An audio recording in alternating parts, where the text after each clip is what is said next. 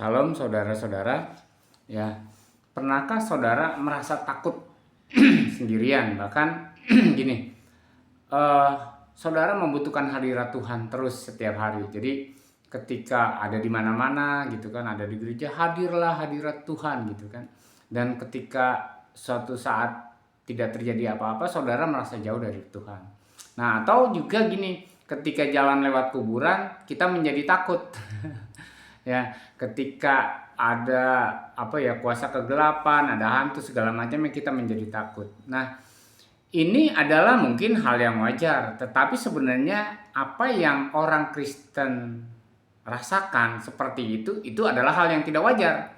Jadi itu adalah perbuatan yang aneh sebenarnya, sesuatu yang tidak wajar. Kenapa? Ya, akan kita bahas. Karena itu kita akan bahas tentang Immanuel. Jadi sebelum saya jelaskan bahwa segala sesuatu yang tadi kita rasakan, kita takut sama setan, kita takut sama segala sesuatu, kita merasa sendirian, ya, merasa Tuhan itu jauh. Nah, ini sesuatu yang perasaan-perasaan yang salah. Ya, itu nggak salah, itu namanya juga perasaan. Nah, tetapi itu tidak benar bagi orang Kristen. Oke lah, agama-agama lain merasa jauh dari Allah, ya kan? Untuk menghadap Allah itu perlu ritual-ritual, perlu kesucian, ada yang doa, ada yang puasa untuk datang kepada Allah, ya tuh. Bahkan ada yang menyiksa diri, tetapi di dalam kekristenan itu tidak melakukan seperti itu. Jadi banyak juga orang Kristen akhirnya gini, mengikuti cara dunia.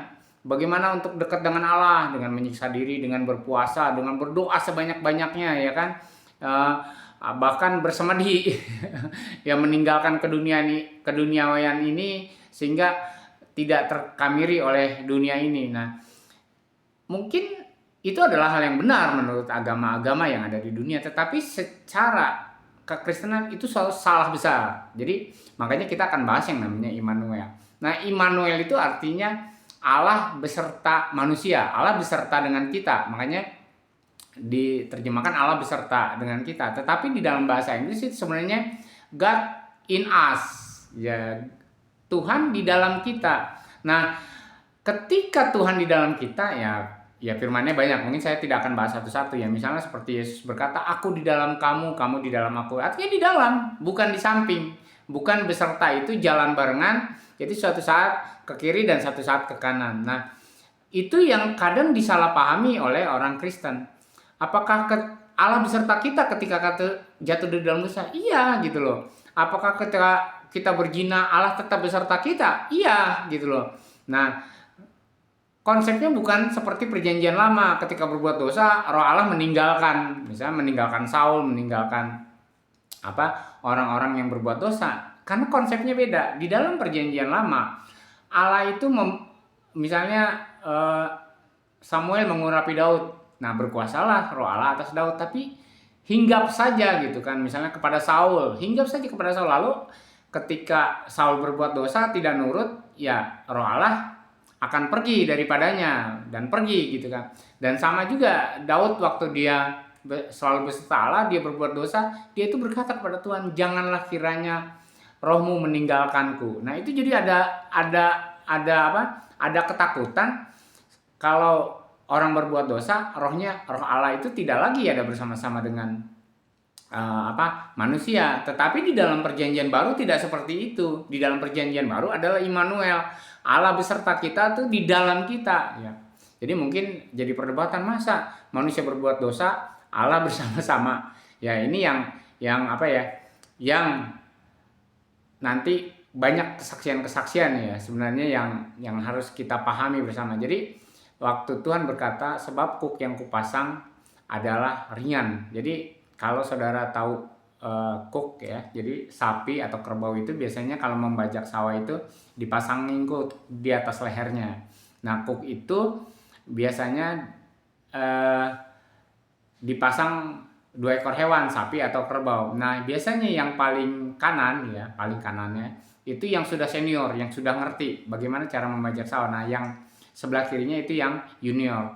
Nah, kalau yang juniornya ini ya belum ngerti, terus dia jatuh, maka si cook yang memikul cook sebelah kanan itu juga jatuh. Tapi yang kanan ini karena dia sudah senior, dia akan berusaha membawa sapi yang kiri atau kerbau yang kiri itu untuk bangun lagi bersama dia. Itu sebenarnya juga sama dengan kehidupan kekristenan kita. Ketika Allah beserta kita, maka Tuhan berkata, sebab kuk yang kupasang itu ringan. Kenapa? Karena dipikul bersama-sama dengan Tuhan. Jadi ketika kita jatuh dalam dosa, ya Tuhan ada di situ, ikutin. Jadi ada, ya saya ingin kesaksian, bukti-bukti ya, banyak sekali. Tapi satu aja. Ada seorang hamba Tuhan, setiap hari dia, setiap minggu ya, dia berkhotbah, melayani Tuhan segala macam. Tapi dia itu jatuh dalam dosa perzinahan.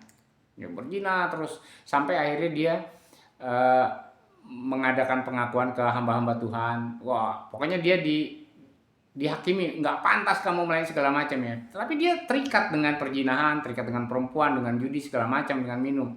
Jadi suatu kali dia bertemu ya dengan satu orang hamba Tuhan yang lain. Dia sudah, asal kamu percaya bahwa Tuhan mengasihi kamu, ya Tuhan mengasihi kamu. Suatu saat Tuhan akan memberikan kekuatan kepada kamu. Jadi dia tidak dilarang, dia tidak dimarahi, dia tidak dimusuhi, tidak dihakimi. Sementara teman-teman hamba Tuhan yang lain menghakimi dia sehingga dia semakin hancur hatinya. Jadi suatu kali terjadi ya, tanpa doa, tanpa puasa, dia mau berzina dengan seorang wanita. Wanita itu sudah telanjang gitu kan, wanita sudah telanjang dan tiba-tiba seperti dia mendapat lawatan Roh Kudus gitu kan. Jadi dia berpikir bagaimana kasihnya Tuhan yang sudah menyelamatkan dia. Dia berpikir bagaimana Tuhan itu begitu baik, sudah mati di salib bagi dia. Akhirnya apa? Dia menyuruh wanita itu untuk memakai bajunya kembali dan dia bertobat, dan setelah itu dia benar-benar menjadi manusia yang membenci lagi ya dosa-dosa seperti itu. Jadi dimanapun sebenarnya Tuhan beserta kita gitu ketika kita percaya dia. Cuma mungkin kedagingan kita yang masih kita turuti terus. Nah akhirnya apa? Ibarat dua sapi, kita ada sapi yang kiri, Tuhan ada sapi yang kanan ya. Ketika jatuh ya Tuhan ikut bersama kita. Cuma ayo bangun ya kan, selalu seperti itu. Jadi ada juga kisah zaman baheula ya. Ada seorang mau pelayanan, dia cari hotel tapi tidak ada hotel ya kan di situ. Tapi dia akhirnya dapat suatu hotel yang esek-esek lah ya, semuanya wah dugem segala macam ya kan. Masuknya aja dia nggak tenang, tapi itulah satu-satunya tempat yang akhirnya dia bisa tidur malam itu untuk besoknya pelayanan. Nah, karena dia suara musik yang keras dan segala macam, itu membuat dia tidak betah. Dan dia melihat kayaknya, aduh, sesuatu yang nggak enak lah. Dia melihat wanita-wanita yang setengah bugil lah ibaratnya gitu kan. Dia mendengar orang-orang yang bercinta segala macam ya. Itu membuat dia akhirnya keluar dari kamar. Tapi ketika dia keluar dari kamar, dia justru masuk bar gitu kan. Apa sih, wah sangat meresahkan bagi dia. Nah, tiba-tiba ada seorang wanita penghibur menghampiri dia. Nah setelah menghampiri dia bingung nih. Dia dirayu, tapi dia berkata gini, boleh saya bersama dengan kamu, tapi izinkan saya berdoa dulu. Lalu dia berdoa, dia lipat tangannya, dia tutup mata, dia berdoa minta petunjuk Tuhan. Dan yang terjadi di dugem itu dunia yang gemerlap, musik segala hiruk pikuk lah semuanya. Tiba-tiba ketika dia berdoa, wanita yang mau kencan dengan dia, waktu mau menawarkan diri ke dia itu jatuh gubrak gitu kan, jatuh di lawat Tuhan. Dan akhirnya satu ruangan diskotik itulah, satu bar itu semuanya rebah, musik berhenti dan segala. Dan itu terjadi suatu hal yang luar biasa, bahwa Tuhan hadir di situ. Ya mungkin, dan orang-orang akhirnya bertobat di situ. Jadi itulah artinya Tuhan beserta dengan kita. Jadi dimanapun kita berada, Tuhan beserta dengan kita. Ya mau di comberan, mau di WC, mau di toilet, mau di tempat dugem, ya Tuhan selalu beserta dengan kita. Jadi bahkan ya ada suatu hamba Tuhan, belum tentu katanya Tuhan itu ada di gereja, karena orang-orang yang masuk ke gereja itu merasa Tuhan itunya jauh. Jadi kamu mau kemana? Mau ke gereja. Kenapa? Ketemu Tuhan. Wah berarti Tuhannya ada di dalam gedung gitu kan, tidak beserta dengan dia. Nah ini yang tadi dampaknya apa, implikasinya ketika kita merasa Tuhan itu jauh, padahal Tuhan itu adalah Tuhan yang Immanuel beserta kita dimanapun kita berada. Akhirnya apa? Kita menjadi takut kepada roh-roh dunia ini, padahal sudah ada firman-Nya, roh yang ada di dalam kamu lebih besar daripada roh yang ada di dalam dunia. Saya itu sebenarnya punya pengalaman, dan ini paling malas kalau ada teman-teman minta didoain ngusir setan dari rumahnya, ngusir setan dari kantornya, ngusir setan dari tempat pekerjaannya. Kenapa? Karena dia tidak percaya bahwa roh yang ada di dalam dia itu lebih besar daripada roh yang ada di ruangan itu. Bahkan di tempat saya ngonten ini sebenarnya ya ada teman yang indigo, dia melihat penampakan-penampakan dan itu menyeramkan gitu kan. Dan tapi saya cuek saja karena saya percaya. Bahkan tempat ini saya pakai ngonten sekarang. Ya kan? Karena saya percaya roh yang ada di dalam saya lebih besar daripada roh yang ada di tempat ini. Karena itu saya selalu selalu menjadi terang di sini. Ya biar saja dia nanti lama-lama juga pergi, nggak tahan dengan roh yang ada di dalam saya. Bukan takut sama saya, tetapi takut kepada roh yang ada di dalam saya. Itu yang harus kita pahami. Ada beberapa kejadian misalnya di satu gereja ketika ada pengerja tidur di situ, malah dia diganggu dengan roh-roh jahat yang ada di situ, bahkan dicekik dan segala macam. Dan saya juga merasakan bahkan di ruangan-ruangan doa yang banyak gitu kan, ada satu orang teman yang berdoa di ruangan itu, saya merasakan bahwa di situ banyak roh jahat, tetapi tidak mampu menjamah kita karena roh yang ada di dalam kita lebih besar daripada roh yang ada di dalam dunia. Jadi kan kalau orang Kristen takut lewat kuburan, kalau orang Kristen takut pocong segala macam, itu menjadi hal yang aneh. Kenapa? Karena roh yang ada di dalam kita yang lebih besar daripada mereka, gitu loh kan. Itu memang menakutkan, ya mungkin serem karena mungkin taringnya besar dan segala macam, tetapi dalam sejarah klinik ya, dalam sejarah klinik, tanyalah sama dukun-dukun bahwa setan itu nggak pernah makan manusia, setan itu tidak pernah membunuh manusia, setan itu tidak bisa mengambil nyawa manusia kecuali ada perjanjian, ya kan? Jadi ya sama ya, kita nggak usah takut sama setan, orang kita tidak buat perjanjian dengan dia untuk mengambil nyawa kita, mengambil rezeki kita, mengambil damai sejahtera dari hidup kita, gitu kan? Ya itu yang harus kita pahami. Jadi materi kali ini saya ingin lebih aplikatif. Yuk kita kemanapun kita berada ya, kalau di dalam agama tertentu ya, server seberang, di tempat najis itu Tuhan tidak beserta dia. Jadi Tuhannya kabur dulu, off. Kalau ya seperti misalnya orang Yahudi, Tuhan tuh tidak akan mau mendengar doa orang yang lagi haid karena najis, ya kan? Jadi kalau orang habis bersenggama ya, bercinta gitu kan, suami istri, terus nggak bisa berdoa karena itu najis. Jadi itu kan berbeda dengan kekristenan gitu loh. Tuhannya yang dekat, bukan yang jauh gitu kan. Nah, kadang konsep kekristenan kita itu dipengaruhi oleh hal-hal yang demikian, dipengaruhi oleh agama-agama. Akhirnya kekristenan itu menjadi sebuah agama yang baru gitu kan. Walaupun semua orang sepakat Kristen bukanlah sebuah agama, tetapi pada praktek kenyataannya Kristen adalah sebuah agama. Ketika kita ingin berdoa kepada Tuhan supaya doanya dijawab, kita puasa 40 hari. Jadi ada seorang hamba Tuhan kata, puasa 40 hari supaya ingin dapat gereja, ya, membangun sebuah rumah untuk gereja lah, untuk rumah Tuhan. Terus dia berpuasa lagi 40 hari lagi kan supaya mendapatkan. Kita akhirnya setelah 2 kali 40 hari baru dapat. Tapi kan dia dapatnya juga bukan Tuhan dapat uang gedebuk dari langit, Tuhan berkati. Enggak lah, dia juga melalui proposal sana sini gitu. Sebenarnya secara logisnya, kalau kita berusaha pasti kita diberkati. Kalau kita mencari pasti kita mendapatkan.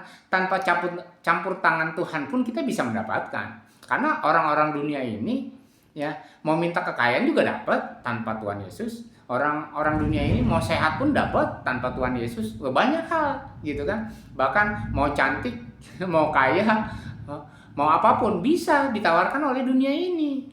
Jadi tanpa Tuhan pun orang bisa gitu kan. Nah, jadi jangan salah paham, jangan salah mengerti bahwa kita dipanggil itu untuk menjadi serupa dan segambar dengan Dia. Karena itu Tuhan yang ada, yang mau tinggal di dalam kita. Karena itu yang misalnya rohnya itu diberikan kepada kita. Jadi Roh Kudus yang sudah diberikan tidak naik turun. Jadi saya maaf ya, ini disclaimer. Ya bukan tidak menyukai, juga mempertanyakan, orang diurapi tiap minggu supaya dipenuhi Roh Kudus tiap minggu, dibaptis Roh Kudus tiap bulan gitu. Ya tidak seperti itu, karena ketika satu kali Tuhan Roh Kudus masuk ke dalam diri kita, ya sekali itu dan selama-lamanya. Sekalipun kita jatuh dalam dosa, Roh Kudus itu akan mengingatkan. Justru Roh Kudus itulah yang mengingatkan supaya kita tidak jatuh semakin dalam. Ya, nanti saudara-saudara bisa baca ayatnya lah di Kisah Para Rasul, bagaimana apa sih fungsi dan tujuannya Roh Kudus, kenapa dikirim oleh Yesus. Ya karena untuk mengingatkan kita, untuk menegur kita, untuk menguatkan kita, untuk memberi kita kuasa dan sebagainya gitu, supaya kita menjadi serupa dengan Kristus, melakukan pekerjaan-pekerjaan yang Yesus juga lakukan. Jadi yuk mari yang merasa takut ya. Jadi ada teman-teman yang luar biasa ngerohnya gitu ya. Orang-orang Pantekosta karismatik ya, seperti saya lah, itu ngerohnya luar biasa, tapi nginjilin takut. Kenapa? Wah, nanti digolok lah, nanti dianiaya, nanti takut. Roh Kudus tidak memberikan kepada kita takut. Nah, justru orang yang takut itu tidak ada Allah di dalam dirinya, atau dia tidak mempersilahkan Allah di dalam dirinya untuk tinggal gitu kan. Karena di dalam kasih tidak ada ketakutan. Kasih yang sempurna melenyapkan ketakutan. Allah adalah kasih. Barang siapa mengasihi, dia mengenal Allah. Jadi di dalam kasih tidak ada ketakutan. Dan orang yang takut, dia tidak mengenal Allah gitu kan. Jadi ibaratnya penjabaran ilmiahnya seperti itu kan, dalilnya lah. Jadi kita belajar bahwa kita tidak perlu takut. Dialah yang berpikir di dalam kita ya, baik keinginan maupun perbuatan ya. Dia yang ada melakukannya yang di dalam kita, baik keinginan maupun perbuatan. Jadi ketika kita mau menginjili orang, ketika kita memberikan firman, Tuhanlah yang mengerjakannya di dalam kita, asal kita persilahkan gitu kan. Sama ketika saya ngonten, saya juga banyak hal-hal yang kadang-kadang saya sendiri nggak ngerti, tetapi itu mengalir saja ketika saya menyampaikan firman Tuhan, menyampaikan pendapat-pendapat, menyampaikan suatu pencerahan-pencerahan, supaya kita akhirnya bisa memahami sebenarnya Tuhan tinggal di dalam kita. Dan ketika Tuhan di pihak kita, yaitu ada di dalam kita, siapakah lawan kita? Jadi orang-orang yang mau bacok kita karena kita memberitakan Injil, orang-orang yang setan-setan yang ada sekeliling kita, roh-roh jahat yang ada di sini, tidak. Ya kan siapa lawan kita? Semuanya pasti kabur. Baru kita lewat aja sudah kabur gitu kan. Bahkan di dalam Kisah Para Rasul ya, rasul-rasul lewat aja orang bisa menjadi sembuh. Nah itu artinya hadirat Tuhan. Jadi hadirat Tuhan tidak perlu diundang lagi. Hadirat Tuhan tidak perlu lagi memakai urapan minyak lagi gitu kan. Hadirat Tuhan tidak perlu lagi saudara perlu doa puasa untuk dapat hadirat Tuhan. Perlu berdoanya banyak. Jadi kalau doanya banyak ada hadirat Tuhan. Kalau doanya sedikit tidak ada hadirat Tuhan. Tidak seperti itu lagi. Cukup darah Kristus ya, yang membuat kita masuk ruang Maha Kudus ya. Nah ini nanti kita akan bahas kenapa roh yang di dalam kita itu lebih besar. Kenapa disebut Immanuel? Karena kita itu bait Allah. Jadi nanti akan kita bahas materi khusus tentang bait Allah, tubuh kita adalah bait Allah. Tapi intinya pada saat ini saya hanya ingin menyampaikan Immanuel itu Allah di dalam kita. Dan Allah di dalam kita, siapakah lawan kita? Roh-roh yang ada di dunia itu tidak bisa. Karena itu ada firman Tuhan yang mengatakan, siapakah yang dapat memisahkan kita dari kasih Allah? Sebab Allah sudah di dalam kita. Kesengsaraankah, kemiskinankah? Ya kan? Tidak bisa memisahkan karena Allah sudah menyatu dengan kita, sama seperti yang Yesus berikan perumpamaan tentang kuk yang dia pasang. Ya udah ada tali ikatan antara dua ekor sapi, yang senior dan yang junior. Jadi kalau satu jatuh ya ikut gitu loh. Kalau kita masuk ke dunia dosa ya Tuhan ikut ke situ. Dan Tuhan mengingatkan gitu loh. Janganlah. Kenapa kita tetap melakukan dosa? Ya karena kita tidak menyerahkan diri gitu. Karena kita sendiri lemah kan ya, tetapi roh itu penurut ya. Karena itu kalau kita menyerahkan diri kepada Tuhan, maka kita akan dipulihkan, dibangkitkan lagi. Karena yaitu tadi seperti yang perumpamaan kuk. Jadi Yesusnya itu yang ayo bangkit, Yesusnya yang mengangkat kuk, sehingga ketika sapi ya di dalam pembajakan sawah itu, sapi yang besar, sapi yang kuat itu mengangkat berdiri, maka sapi yang kiri yang jatuh itu akan ikut terangkat. Itulah fungsinya. Kenapa Allah bisa dengan kita. Jadi banyak sebenarnya kejadian-kejadian, kesaksian-kesaksian bagaimana sebenarnya di tempat-tempat dosa, di tempat-tempat berhala itu Tuhan melawat manusia. Karena hadirat Allah tidak ditentukan oleh keadaan, hadirat Allah tidak ditentukan oleh dosa. Ya, hadirat Allah ditentukan karena Dia memang hadir. Iya kan ya, itu yang harus kita pahami, dan kita membawa kehadiran Allah di mana-mana. Jadi kalau saya jalan ada orang sakit ya saya doakan, ada orang yang membutuhkan sesuatu ya katakan bahwa Tuhan beserta dengan Anda, Tuhan menyayangi Anda. Nah, bagaimana mereka bisa merasakan hasilnya melalui hidup kita kasih, kita peluk, kita sayang, kita kasih makan, kita kasih yang sakit kita sembuhkan segala macam ya, supaya mereka merasakan bahwa kita membawa hadirat Allah ya, bukan kita mencari hadirat Allah ya. Bahkan di dalam konteks modern sekarang itu, wah kalau pujiannya bagus, penyembahannya bagus, suaranya merdu, hadirat Allah datang, ini ngaco.